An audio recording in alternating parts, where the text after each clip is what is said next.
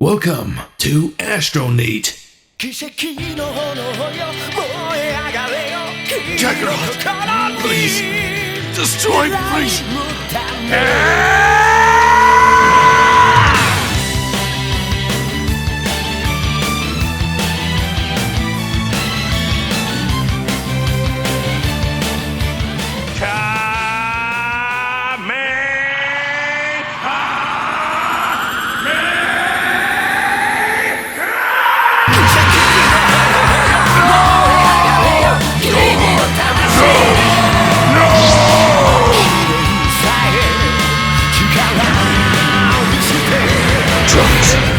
Bulma, I do this for you.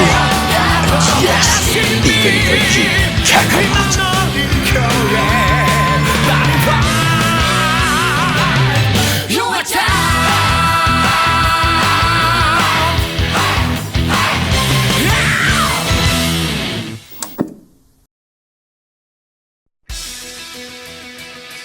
Dragon Ball was an integral piece to my childhood, and it continues to excite me today. Well, not in that, no, which is something I'm sure most of you who clicked on this video agree with. Dragon Ball Z specifically playing such a big role in shaping the anime industry and having its ripples felt throughout the entirety of it, which was something that we felt. Dragon Ball Z was everywhere. The manga, the anime, the games, the movies, and even the commercials. It was kind of hard to avoid and really easy to love, which is why when Akira Toriyama passed, to me it felt like in that moment time stood still. The creator of one of the world's most beloved stories had left us.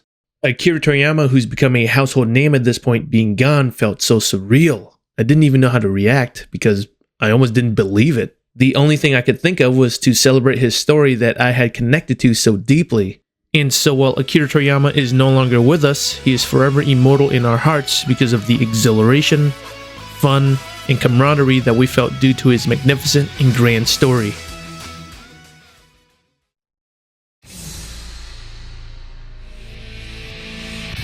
My first real introduction into Dragon Ball was just seeing it on YouTube. Random clips here and there and the occasional Super Saiyan 1 to Super Saiyan Infinity fan edits over that one Evanescence song, which were kind of badass. Yep. You know what?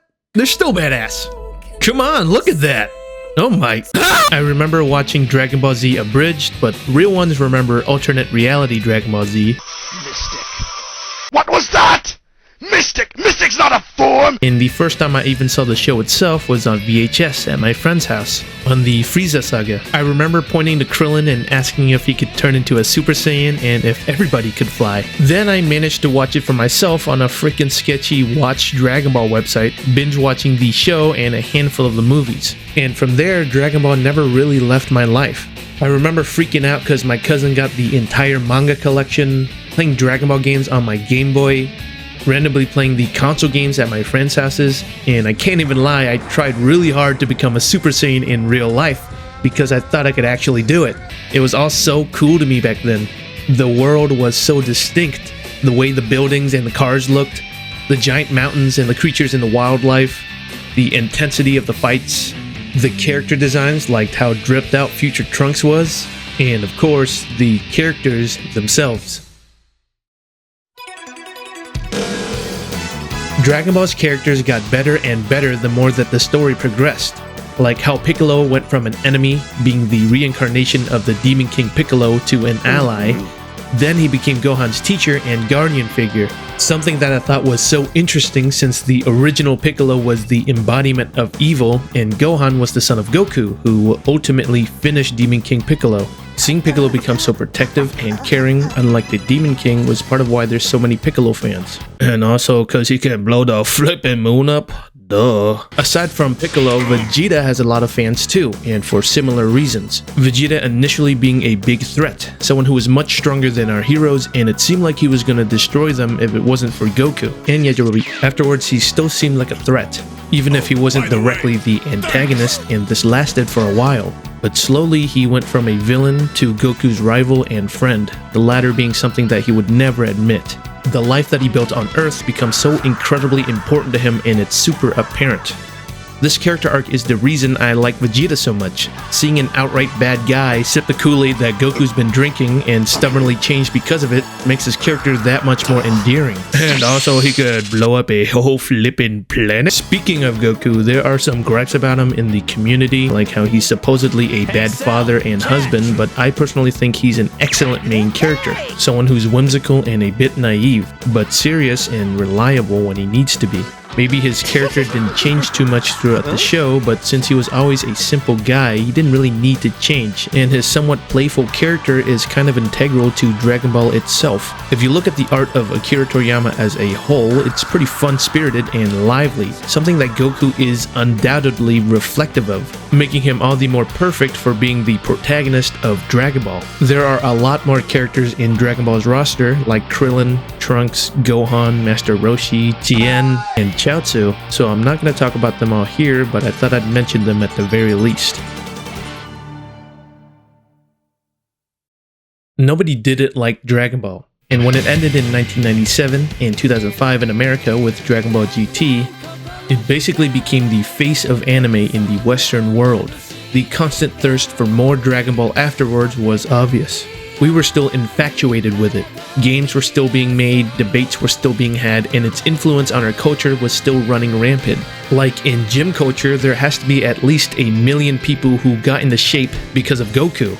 Or art. The amount of fan art that Dragon Ball inspired was staggering. Not that outside of the fan transformations, we got to see a myriad of fan stories like Dragon Ball AF, Dragon Ball Multiverse, Dragon Ball Absalon, and more recent works like Dragon Ball Deliverance and Legend, a Dragon Ball Tale, which goes to show the kind of mark that Dragon Ball left. A cherished story that millions of people connected with, so much so that even when it was over, it was like it was never gone.